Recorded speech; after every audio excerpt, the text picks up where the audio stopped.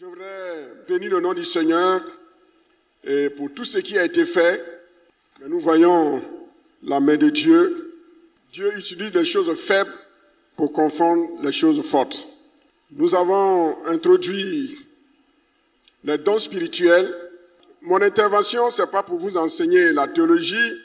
Voilà, il n'y aura pas de mots grecs, de mots hébreux. Mais je vais vous expliquer simplement ce que c'est que le prophétique. Parce que le mot prophétique est mal compris par les pentecôtistes et par beaucoup d'églises charismatiques. Je voudrais vous inviter à faire une lecture avec moi dans 1 Corinthiens chapitre 14. Je vais donner des pistes de sujets de prière et nous allons prier. Mais quand on fera une étude biblique plus tard approfondie, alors je vais rentrer dans des détails. 1 Corinthiens 14, voilà, on se tient debout pour faire la lecture. Recherchez l'amour, aspirez aux dons spirituels, mais surtout à celui de prophétie. En effet, quand on dit en effet, c'est ce qu'on veut expliquer. En effet, celui qui parle en langue ne parle pas aux hommes, mais à Dieu. Je vais brosser ça un peu ce soir, pour que les choses soient claires dans notre esprit. Car personne ne le comprend. Quand on parle en langue, qui comprend? Personne ne comprend. Et c'est en esprit qu'il dit des mystères. Celui qui prophétise, au contraire, il parle aux hommes. Donc ici, prophétie et parler en langue sont dans leur utilité, dans leur finalité opposée. Celui qui prophétise, au contraire, parle aux hommes. 1. 2. Il les édifie. 3. Il les exhorte. Et 4. Il les console. Celui qui parle en langue s'édifie lui-même. Celui qui prophétise édifie l'Église. Paul est en train de dire, si on doit choisir celui qui s'édifie lui-même et celui qui édifie le peuple, qui on doit choisir? Quel don on devrait choisir? Le don de la prophétie.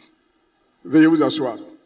L'apôtre Paul, ici, dans cette lettre, cette première lettre aux Corinthiens, il a résolu beaucoup de problèmes, des questions que les chrétiens lui posaient. Il y a eu un enseignement doctrinal, théologique. Il y a eu des réponses à des questions que les chrétiens, les responsables de l'Église lui avaient posées. Il profite pour répondre à ces questions. Mais ici, il donne un enseignement sur les dons spirituels. Les Corinthiens étaient des gens qui exagéraient en tout. Dit dommage. Quand on dit parler en langue, ils faisaient concurrence. Et il y en a qui pouvaient parler en langue pendant des heures. Ça, c'est bon. Mais c'est pour toi seul, pour ton édification. Et il y avait une concurrence. Quand un se met à prophétiser, il finit pas, puis le deuxième prend, et puis il prophétise. Quand l'autre donne parole de connaissance, l'autre va au-delà pour montrer que lui, il est plus précis, il est plus sensible, il est scanner. Alors que l'autre, il est radio. Et puis il y a un autre qui va montrer, lui, il n'est pas scanner, il est IRM. Donc, ces dons doivent être encore plus précis que ceux qui donnent prophétie avec IRM, avec un scanner. Et puis il y avait un désordre. Et l'apôtre Paul, il enseigne, il dit non. Les dons spirituels, ce n'est pas pour faire concurrence charnelle. La prophétie, le parler en langue, ce n'est pas pour faire concurrence. La prophétie, ce n'est pas pour faire concurrence. Les dons de guérison, ce n'est pas pour faire concurrence. Les dons, les talents pour chanter, ce n'est pas pour faire concurrence. Le ministère de la parole, ce n'est pas pour faire concurrence. On ne prend pas la chair pour régler les problèmes. Ce qu'on ne peut pas dire à quelqu'un, on prend la chair pour le dire. C'est être lâche. L'apôtre Paul dit, ce n'est pas ça. On ne prend pas de don spirituel pour attaquer sa soeur ou son frère. On ne passe pas par don spirituel pour dire ce qu'on n'a pas le courage de dire directement à quelqu'un, à un responsable ou à un frère ou à une soeur. L'apôtre Paul met de l'ordre. Et à travers ce Sinaï, nous voulons profiter pour enseigner sur les dons spirituels. Je ne suis pas orateur, mais j'aurai l'occasion de vous enseigner après le Sinaï, calmement, parce qu'on n'est pas pressé. Alors, ce soir, je vais parler du don de prophétie et le don des langues. D'abord, voici le plan que nous allons suivre. Qu'est-ce que le prophétique? Quand on dit prophétique, c'est quoi? Mais avant de donner la définition, dans le chapitre 12, l'apôtre Paul donne la liste des dons spirituels. Dans le chapitre 13, l'apôtre Paul laisse les dons spirituels. C'est comme s'il avait commencé à parler des dons spirituels. Il y a un sujet qui est plus important que les dons spirituels. C'est le sujet de quoi? L'amour. Il laisse les dons spirituels et puis il va maintenant parler de l'amour. Et quand il a fini de parler de l'amour, il revient encore sur les dons spirituels. C'est la raison pour laquelle les dons spirituels, il y a 2 chapitres. Le chapitre 12 et le chapitre 14. Et au milieu du chapitre 12 et le chapitre 14, au milieu, le chapitre 13, il va parler de l'amour. L'amour va être l'élément qui va contrebalancer l'exercice des dons spirituels. Si tu exerces les dons spirituels pour humilier les gens, pour dénoncer leurs faiblesses, leurs péchés, c'est que tu ne fais pas avec amour. Donc, ton don prophétie, ton don de révélation, ton don de guérison, ton don de miracle, ne sert à rien. Tu n'as pas de bénédiction au ciel. Puisque tu le fais sans amour. L'apôtre Paul dit, c'est l'amour qui nous pousse à prophétiser. C'est parce que tu aimes un frère, une sœur, que quand tu reçois une pensée la concernant, puisque tu ne connais pas son nom, tu donnes la prophétie dans l'assemblée. Mais quand tu connais la personne, est-ce que tu vas venir, tu dis prophétiser? Ma sœur Akissi, ma sœur Yao, mon frère. Non, on ne fait pas ça. C'est parce qu'on ne connaît pas le nom des personnes qu'on donne les prophéties. Quand tu connais, tu vas voir le frère. Tu dis, frère, voilà la pensée que j'ai reçue du Seigneur pour toi. Et puis tu dis, tant. On n'a pas besoin de venir mettre ça en prophétie. Est-ce que vous comprenez? L'amour, c'est l'équilibre dans l'exercice des dons spirituels. Donc, l'apôtre Paul dit, si je parle toutes les langues du monde, mais que je n'ai pas l'amour, tout ce que je fais, c'est zéro. Si j'exerce le meilleur don, le meilleur ministère, mais que je le fais sans amour, je perds mon temps. Il dit, je suis comme un airain qui résonne. On ne sait pas quel son il émet. L'exercice des dons spirituels, ce n'est pas un jeu. Ta manière de prophétiser détermine le degré de ta maturité. Ta manière de prophétiser détermine le degré de ton amour. Or, un ministère, même qui ressuscite les morts, qui n'a pas l'amour, il ne sert à rien. Une prophétie authentique, mais qui n'est pas exercée avec amour, passe à côté de la plaque. Nous voulons être un peuple embrasé par le Saint-Esprit pour exercer les dons spirituels, pour faire de grandes œuvres. Mais c'est pourquoi? C'est pour nous faire voir qu'est-ce que le prophétique. Brièvement, pour que nous puissions prier. Quand on parle du prophétique, la dimension prophétique, c'est tout ce qui nous ouvre les yeux spirituels sur ce qu'on ignore. On a besoin du prophétique pour entrer dans l'invisible. Tu pries pour un sujet, pour le même sujet pendant plusieurs mois, plusieurs trimestres, il n'y a pas de changement. Cesse de prier.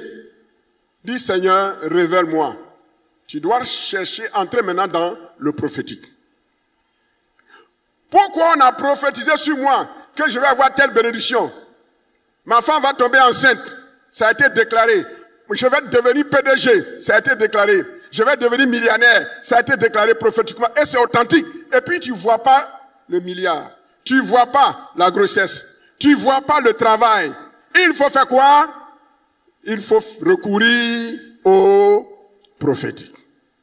On a besoin du prophétique pour comprendre ce qui nous échappe, pour entrer dans l'invisible.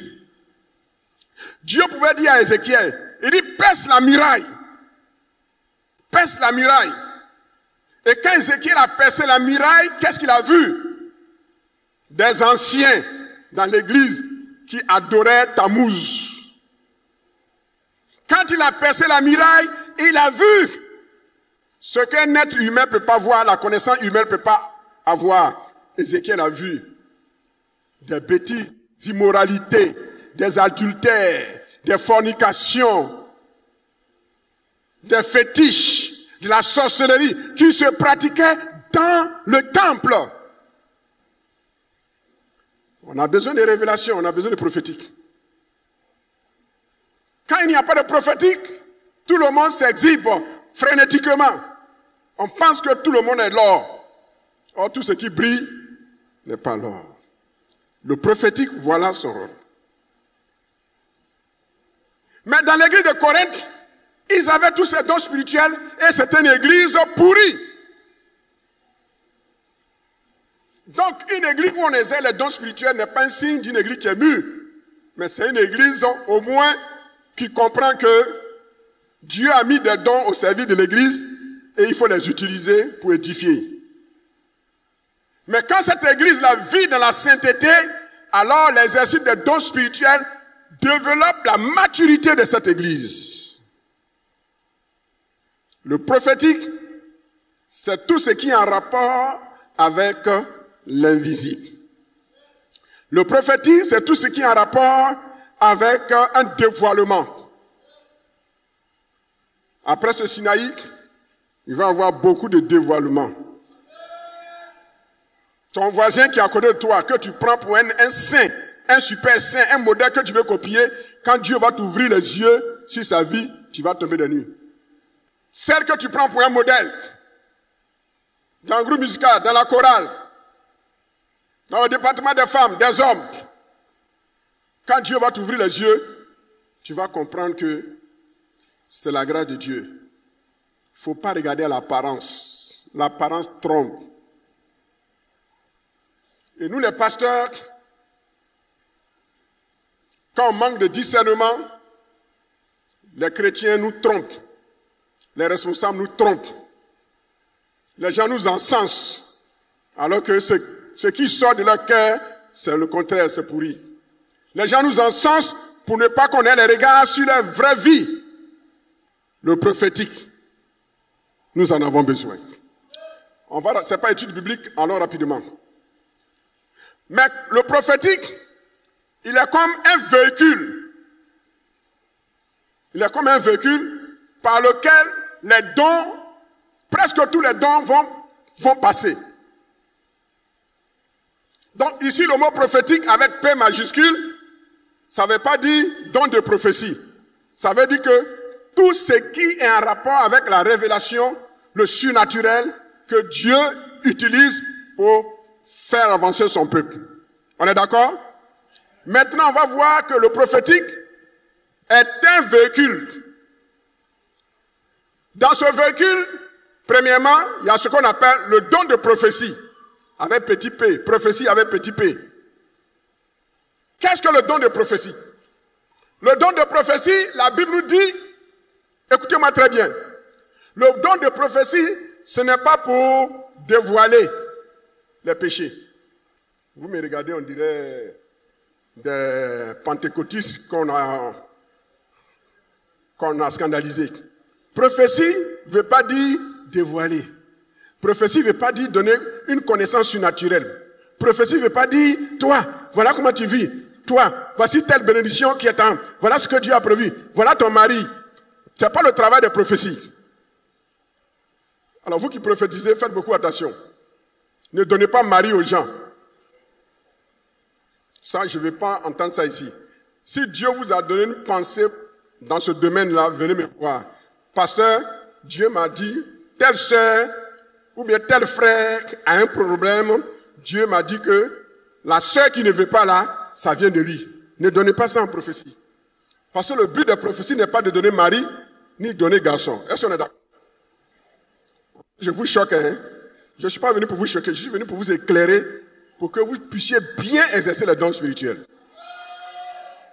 Alors dites-moi maintenant, Padre, si la prophétie dévoile pas, si la prophétie n'est pas révélation, le don de prophétie, c'est quoi? J'ai pas entendu. Le don de prophétie, selon l'apôtre Paul, l'homme que Dieu a utilisé pour écrire la doctrine chrétienne, voilà ce qu'il nous dit. 1 Corinthiens 14, versets 1 à 3. Il dit, recherchez l'amour, aspirez aussi aux dons spirituels, mais surtout à celui de prophétie. En effet, celui qui parle en langue ne parle pas aux hommes, mais il parle à Dieu, car personne ne le comprend. Et c'est un esprit qui dit des mystères. Celui qui prophétise, au contraire, parle aux hommes. Donc quand on prophétise, quand on exerce le don spirituel qu'on appelle le don de prophétie, on parle pas à Dieu. On parle à qui? On parle à l'homme, on parle au peuple. Première caractéristique de la prophétie édifie. La prophétie édifie. La prophétie n'est pas de dire, oui, toi qui es là, voilà, Dieu t'a destiné à ceci, Dieu dit que dans 3 ans, tu vas rencontrer un homme, voilà, qui a tel âge, qui a tel diplôme, qui vient de telle église, c'est ton mari. C'est pas le but de la prophétie. La prophétie édifie. Maintenant, voyons le mot. Dans le grec, le mot édifier veut dire quoi? Du homme de Dieu, que signifie édifier? Le mot édifier, dans l'hébreu, vient du mot bana qui signifie construire. Le mot prophétie en grec signifie oikodomeo, c'est-à-dire construire une maison selon un plan. Oikos, qui veut dire maison, kodomeo, qui veut dire manager. Donc, la prophétie, le don de prophétie est là pour édifier. Je vais vous donner un exemple pratique de prophétie. On est venu, une sœur qui a perdu son travail. Dans l'église, la personne ne sait qu'elle a perdu son travail. Et puis elle est triste. Elle a failli même ne pas venir au culte ce soir. Et puis, la prophétie sort. Ma sœur, ou bien mon frère, toi qui es là et qui es abattu, qui es découragé, parce que tu as perdu ton travail, ton Dieu sait que tu as perdu ton travail. Et ton Dieu te dit, prends courage, car ce travail que tu as perdu n'est pas la fin de ta destinée. Le Dieu qui a fermé cette porte est le même Dieu qui va bientôt t'ouvrir une porte plus grande. Voilà comment la prophétie sonne. Faut pas dire, oui, ma fille, je te vois. Moi, ton Dieu, j'étais là quand tu as perdu ton travail. Et moi, l'Éternel, je te dis, prends courage, ma fille. On ne doit pas prophétiser comme ça. Vous qui prophétisez là, vous écoutez? Vous comprenez ce que je suis en train de dire? Donc, il ne faut plus prophétiser en prenant le nom de Dieu. Bon, on va arriver à là. J'ai un soupe. C'est sur ça que je vais terminer. Donc, la prophétie, elle édifie. Quelqu'un qui était découragé, quelqu'un qui était abattu, la prophétie vient pour le reconstruire. C'est pour cela que quelqu'un qui prophétise, ou bien un prophète, bon, laissons les prophètes parce que c'est un ministère. Ici, on est dans le don spirituel, on n'est pas dans le ministère du prophète. Quelqu'un qui prophétise doit connaître la parole. Parce que l'édification part de la connaissance de la Bible. Parce que tu ne connais pas la Bible, comment tu vas paraphraser la Bible de la part de Dieu pour édifier quelqu'un? Un vrai prophète doit être un peu un docteur. Parce que pour édifier les gens, c'est sur la parole de Dieu qu'on s'appuie. Est-ce que vous me suivez? Donc, premièrement, la prophétie est là pour édifier, pour construire. Elle te donne des pensées bibliques. Tu as perdu ton travail aujourd'hui, mais c'est ce Dieu-là demain qui va te donner un meilleur travail. Ou bien une sœur, on lui a cassé le cou. Elle pleure. Et puis personne n'est au courant. Et puis, elle vient à l'église, et puis la prophétie sort. Ma sœur, ou bien mon frère, c'est vrai, ma sœur, c'est vrai que le frère, celui qui tu comptais, a cassé ton cou. Mais sache que l'Éternel est dans cette rupture de fiançailles. La prophétie ne va pas te dire qui il est. La prophétie n'est pas là pour dénigrer. Elle n'est pas là pour donner des révélations, des détails. Elle va te dire, ce qui t'est arrivé, Dieu est dedans. Prends courage. Quand on devait m'affecter, ici au Remblai, tu quittes une église comme Cocody. Dans mon dos, le patron ne m'a rien dit. J'étais à Lomé en train d'étudier. Et puis les affectations ont eu lieu. Et quelqu'un, comme les gens qui ne savent pas garder leur bouche, leur secret, là encore ça c'est un signe de maturité. Entre eux les pasteurs là, il y a un qui a filé la mèche. Et il a appelé la madre pour lui dire, ah, tu dors? Faut pas dormir, hein? On vous a affecté. Elle dit où? Il dit non, ne fait pas. Là où on vous a envoyé là, c'est un coin qui est remblayé. On vous a affecté au Remblai, c'est un coin qui est remblayé. Mais pourquoi dans l'église là, quand on dit il ne faut pas dire, vous dites? Mais même les pasteurs même ne mettent pas la bouche en bride. C'est un pasteur qui a donné le renseignements à ma femme. Et puis, quand tu ne t'attends pas à quelque chose, tu es surpris. Elle était surprise. Et dimanche, elle vient à l'église. Dans son petit coin, Socro, Fior, Gondon. Et une prophétie sonne. Je ne vous ai pas appelé à me servir dans un seul endroit. Je ne vous ai pas appelé à me servir dans un seul endroit. Je vous ai appelé à me servir de lieu en lieu, de pays en pays, de nation en nation. Personne n'était au courant dans l'église, à l'exception de la madre. Et vous savez, dans les églises, il y a toujours des affinités.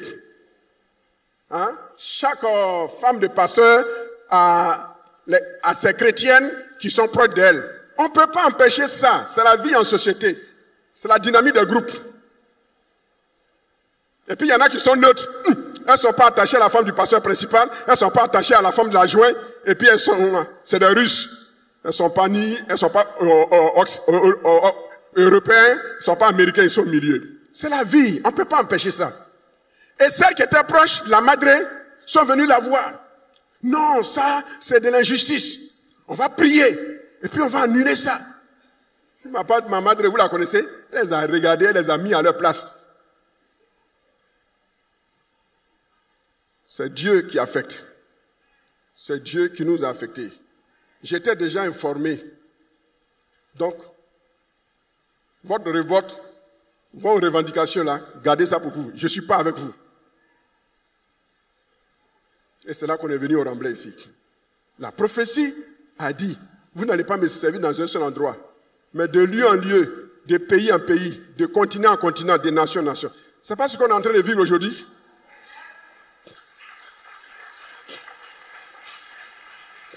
La prophétie, elle est là pour édifier quelqu'un qui est en train de relâcher.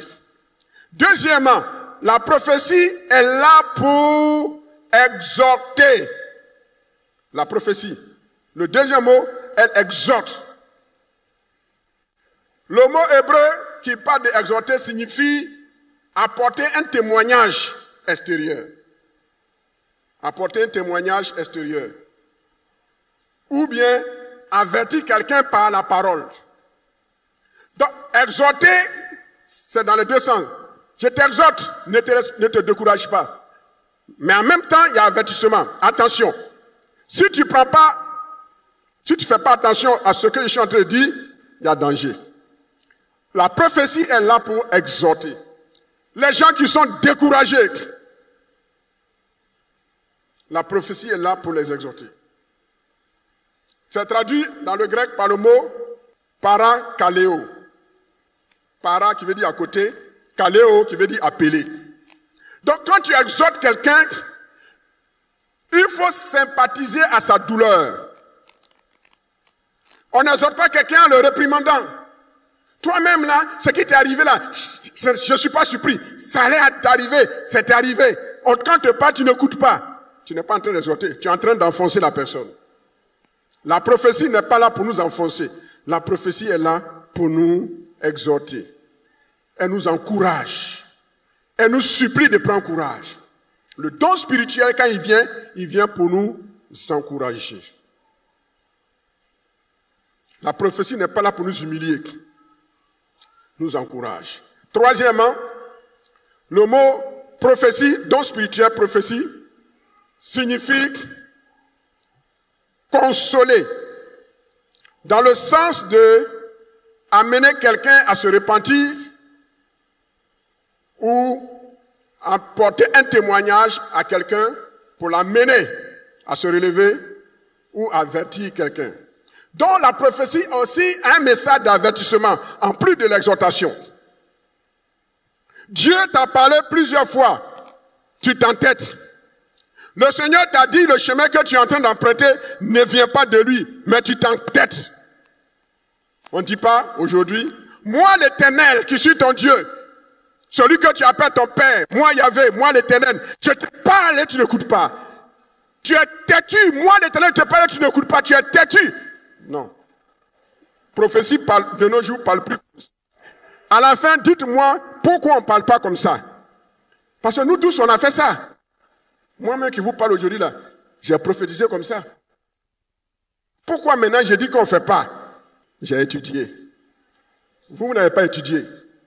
Donc quand je vous parle, écoutez. Moi-même j'ai fait ces erreurs. Donc je ne vous condamne pas.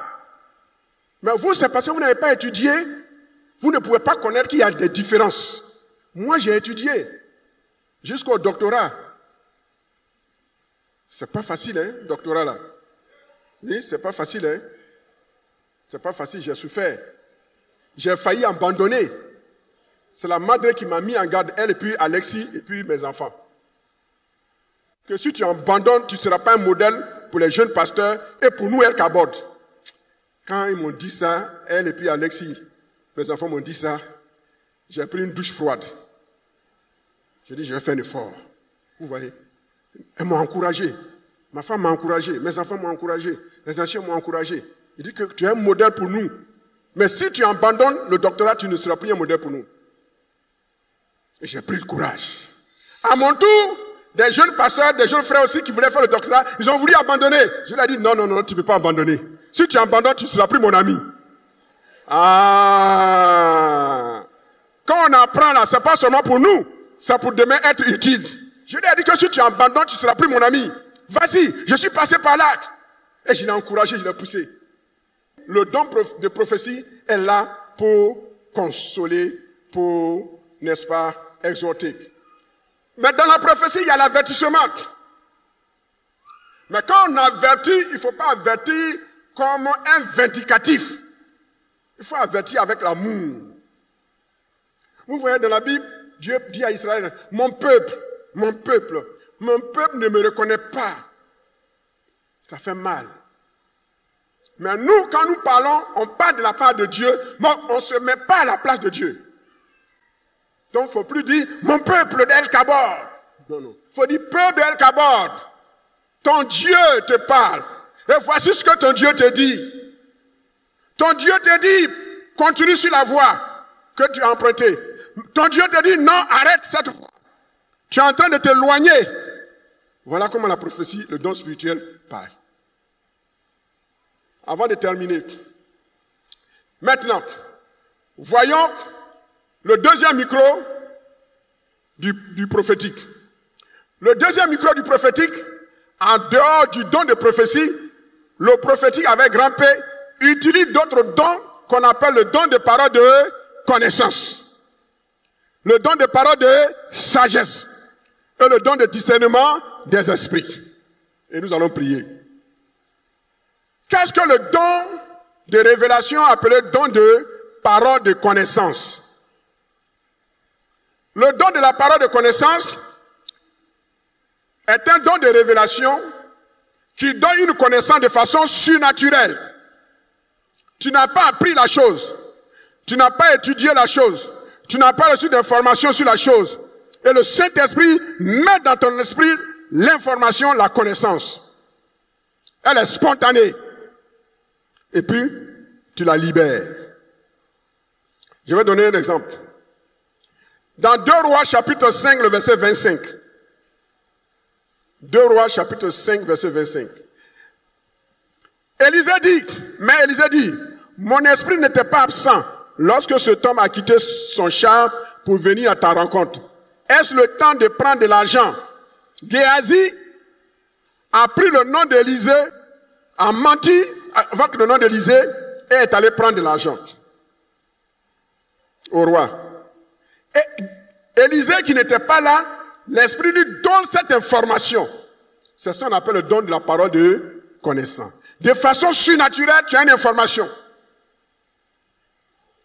Dans 2 Rois 6, le roi de Syrie était en guerre avec Israël. Et dans un conseil qu'il tient avec ses serviteurs, il dit, mon camp sera dans tel lieu. Mais l'homme de Dieu fit dire au roi d'Israël, garde-toi de passer dans ce lieu, car les Syriens y descendent. Et chaque fois, Élisée donnait des révélations. À un moment donné, le roi de Syrie dit, quel est l'espion d'Israël qui est parmi nous? C'est pas espion. C'est le don de révélation. Le prophétique avec grand P, il se manifeste comme ça. Donc, il donnait les révélations. C'est pourquoi certains couples, vous êtes là, il y a des choses qui se passent en votre sein, personne n'est au courant, et puis vous venez, et puis l'homme de Dieu est en train de prêcher, ou la madre monte, et puis elle dit les choses. C'est comme si elle était au courant de ce qui a été dit. C'est ça le don de la parole de connaissance. On ne va pas sur Facebook pour checker, prendre le nom des gens, prendre leur titre pour venir jouer, n'est-ce pas, au prophète. C'est versé aujourd'hui. Faites beaucoup attention à ça. Le don de la parole de connaissance donne une information imprécise. J'étais invité dans une église au plateau. Mon collègue, pasteur Thiakou, m'avait invité. Et il y a un docteur qui avait produit un document. Moi, je ne savais pas. Mais le pasteur, lui, il savait. Et pendant le culte, le jeudi, le pasteur donne une parole de connaissance. Le document que tu as perdu, le Seigneur dit que tu vas le retrouver. Ça, c'est ça, la parole de révélation. Et moi, qui ne connaissais pas le dossier, je me lève et je donne un complément avec précision de la prophétie de révélation que le pasteur avait donné. Et je dis, ce document que tu as perdu, dans 3 jours, tu le retrouveras. C'est ça, le prophétique. C'est ça, le don de révélation. Parole de connaissance. Dans 3 jours, on était jeudi, vendredi, samedi, dimanche, il vient à l'église et il annonce, il dit, le document qu'il a perdu, qu'il cherchait pendant plusieurs jours, plusieurs semaines, il l'a retrouvé et il est venu, il a rendu témoignage. C'est ça le don de la parole de connaissance. On ne fabrique pas les choses. Nous avons beaucoup de témoignages, mais comme je n'étais pas parmi les orateurs de ce Sinaï, je vais être très très succinct. Dans Jean 4, versets 16 à 19, Jésus dit à la femme,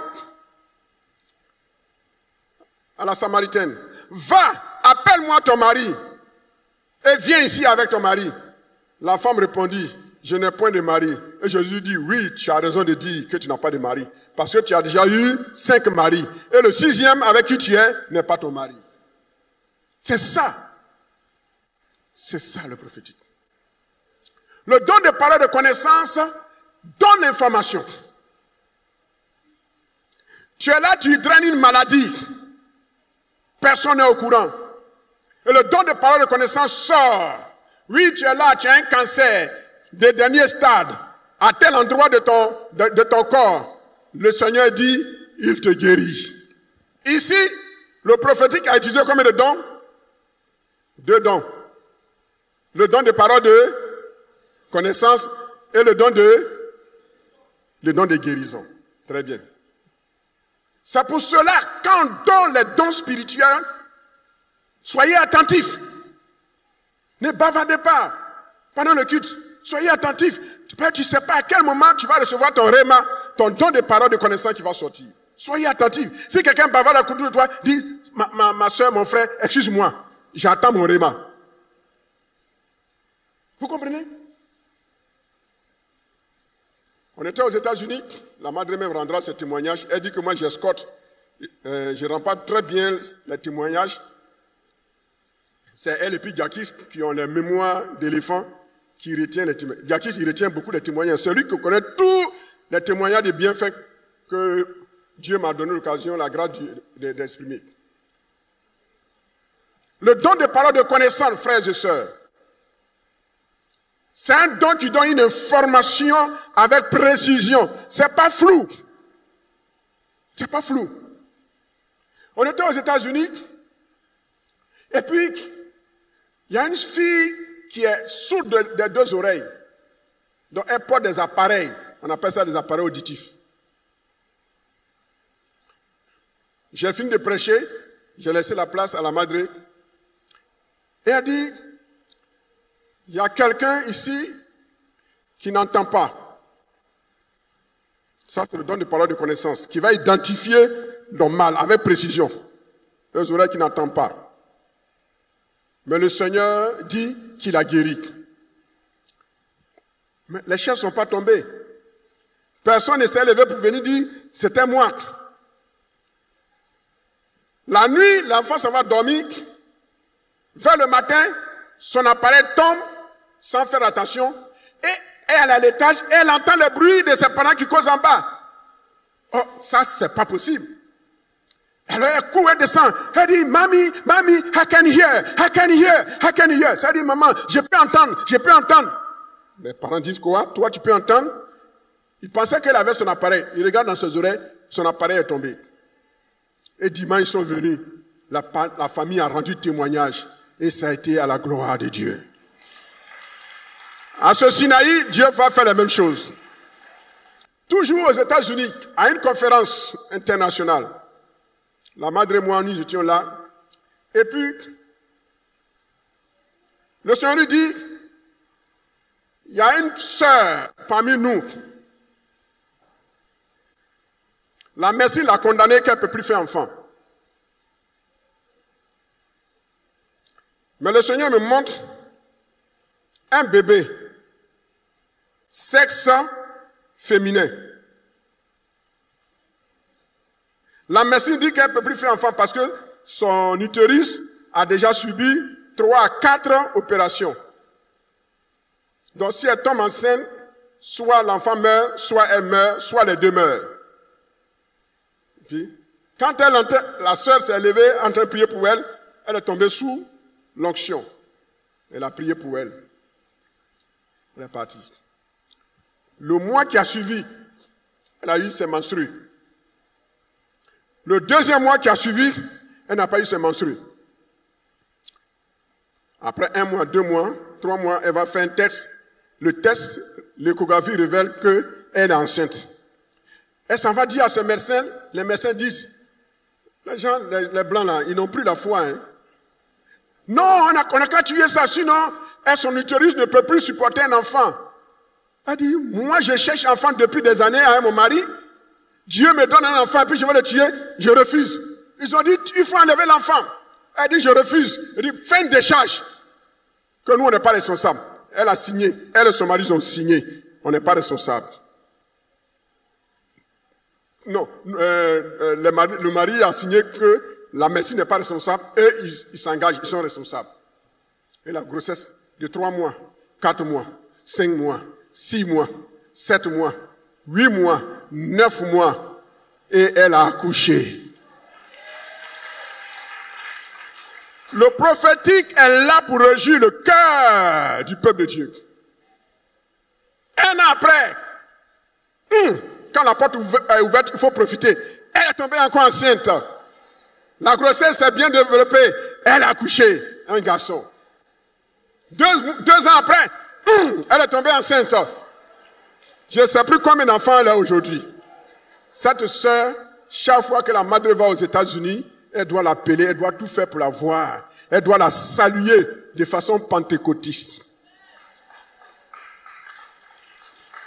Quand tu exerces les dons par amour, sans chercher l'argent, c'est Dieu qui te donne l'argent. On n'a jamais pris 5 francs pour prier pour quelqu'un, comme certains le font. Là, on a reçu gratuitement, il faut donner gratuitement. Je vous ai dit que j'allais terminer ce qu'il ne faut pas dire. Il y a 7 expressions prophétiques dans la Bible que les prophètes de la Bible utilisaient. Pourquoi ils utilisaient ces expressions?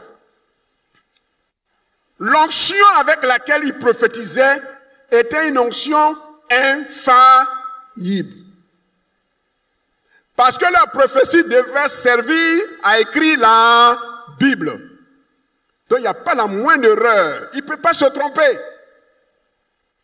Quand il n'est pas sous cette onction qu'on appelle la théopnosie, c'est-à-dire le soufflet de Dieu à 100% exact, il ne prophétisait pas. Mais chaque fois qu'ils ont parlé sans être sous cette onction, ils tapaient poteau. Nathan a tapé poteau. Paul a tapé poteau. Est-ce que vous comprenez? Mais quand ils sont sous cette onction, ils tapent pas poteau. Alors voici les 7 expressions. 6 dans l'Ancien Testament et 1 ou 2 dans le Nouveau Testament. La première expression qu'il ne faut pas dire, c'est « Ainsi parle l'Éternel ». Tu veux nous éblouir? Tu n'as pas besoin de dire « Ainsi parle l'Éternel ». Parle, on saura que c'est Dieu qui parle par toi. Mais il ne faut pas nous mystifier. Peuple de Dieu, écoutez la voix de l'Éternel, votre Dieu. Ça, tu veux nous mystifier. Nous, on est une église mature, il ne faut pas nous mystifier. Ainsi parle l'Éternel. Moi, l'Éternel, votre Dieu. Et puis maintenant, on agit sur la voix. Hein? On fait vibrato. Oui, moi, l'Éternel, votre Dieu. Je vous parle et vous résistez. Non. Est-ce que c'est ta voix d'habitude? Et puis il y a des sœurs, c'est quand elles vont prophétiser, là qu'elles vont chocobi. Alors que quand tu parles ton français bêté, baoulé, avec ton accent baoulé, gourou, tu parles pas comme blanc. Maintenant quand il s'agit de prophétiser, oui, mon peuple, écoutez-moi. Est-ce que c'est comme ça que tu parles d'habitude?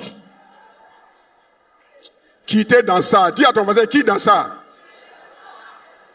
Deuxième formule, on appelle ça la formule de commission. Dis à un tel. Non. Dieu me charge de te dire. Non, tu n'as pas besoin. Laisse le nom de Dieu de côté. Donne le message. Parle de la part de Dieu, mais avec toi-même ton propre nom. Là, si c'est vrai, on sait que ça vient de Dieu. Mais si c'est faux, on sait que ça vient de toi. Il ne faut pas souiller le nom de Dieu. Troisièmement, la formule de proclamation. Écoutez la parole de l'Éternel. Est-ce que tu as besoin de crier? L'Ancien Testament, eux, ils faisaient ça. Parce qu'ils avaient une onction infaillible. Comme on n'en est pas dans l'étude biblique, je passe. Il y a une autre formule qu'on dit, on appelle ça la formule de l'oracle de l'Éternel. Oracle de l'Éternel.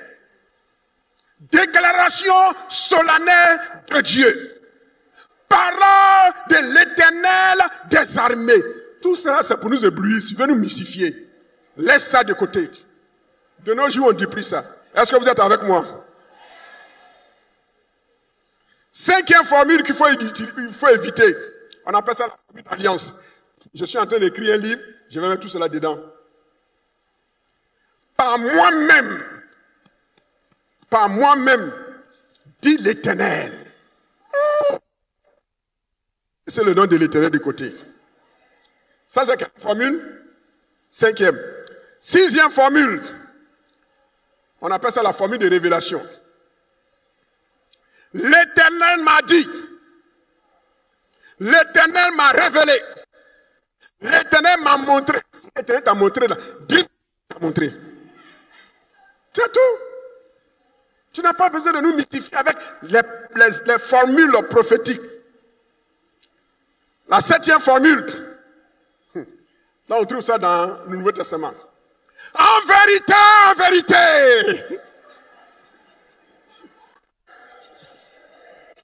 Dis tout. En vérité. Ma soeur, mon frère. Si c'est la vérité là, prophétise-nous, on va voir ce qui est la vérité dans ce qui n'est pas la vérité. L'apôtre dit, quand une prophétie est donnée, prenez ce qui est bien et ce qui n'est pas bon, la laissez de côté. Donc Paul sait que aujourd'hui, après le Nouveau Testament là, les dons spirituels que nous faisons, que nous émettons, ne sont pas parfaits à 100%. Si je ne suis pas servant de l'Éternel, si je ne suis pas serviteur de Dieu, c'est là ce que je dis ne s'accomplira pas. Tu n'as pas besoin de dire tout ça là. Ou bien, à ma parole. Toi, tu as une parole. Ça c'est le Moïse, l'Élie qui disait ça. Sinon, à ma parole. Quand il dit ça, ça veut dire que si ce n'est pas Dieu, le Dieu infaillible qui m'a parlé, c'est pourquoi ce que j'ai dit là ne va pas s'accomplir. Mais si c'est le Dieu infaillible qui m'a parlé, ce que j'ai dit là va s'accomplir. Ça, c'est le prophète de l'Ancien Testament qui disait ça. Comment faut prophétiser? Si tu as reçu une révélation, tu dis, peuple de Dieu,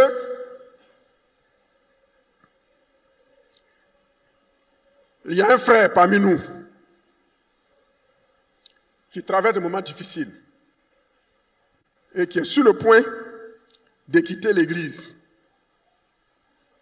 Parce que la consolation, la communion, l'amour fraternel qu'il attendait de ses frères et de ses sœurs, il ne l'a pas vu. Et il a décidé de quitter l'église. Mais Dieu dit à ce frère de ne pas se laisser distraire. Et puis, vous dites ce que Dieu a mis sur votre cœur. Mais vous parlez comme si vous êtes en train de faire un rapport. Vous ne pouvez pas dire, moi l'Éternel qui t'ai créé, moi qui suis mort à la croix pour toi. À cause des balivernes, tu veux quitter ma présence? Non. Faut laisser le nom de Dieu de côté. Dis, exhorte le frère. Frère, prends courage. Jésus a vaincu le monde. Jésus est mort pour toi. Ce n'est pas un homme qui est mort pour toi. Alors ressaisis-toi et reste dans l'église. Ou bien il y a une soeur qui est venue, après le culte, elle veut se suicider. Ou bien un frère qui veut se suicider. Comme on dit à ses débuts ici. Un frère, sa femme, sa concubine, qui l'a fait partir en France pour aller se chercher. Et puis après, elle va le faire partir. Une fois qu'elle est partie, elle lui écrit une lettre. Mon chéri, moi je me suis retrouvé ici. Cherche-toi. À partir d'aujourd'hui, entre nous deux, c'est fini. Et le frère a pris un coup. Il est venu à l'église pour faire son dernier culte et aller se suicider. On était là. Et Dieu donne la parole de révélation à la madre. Tu es là, tu es venu faire ton dernier culte pour aller te suicider parce que tu as connu une déception amoureuse. Mais le Seigneur te dit, ce n'est pas la solution. Le Seigneur t'appelle, viens. Il te donne une deuxième chance. Et puis les sœurs là, ceux qui aiment s'approprier le profit des autres, commencent à prier. Elles sont venues, elles ont rempli l'estrade. Alors que celui que la prophétie concernait lui-même n'est pas venu. Quand il a laissé les autres faire leur cinéma, discrètement il est allé voir la madre. Il dit, madre, prophétie que tu as donnée là, ceux qui sont partis là, c'est pas pour eux, hein, c'est pour moi. Après le culte, je partais me suicider. Et puis il a renoncé au suicide. Et puis elle a prié pour lui. C'est comme ça, il n'est pas mort. Est-ce qu'on peut se tenir debout?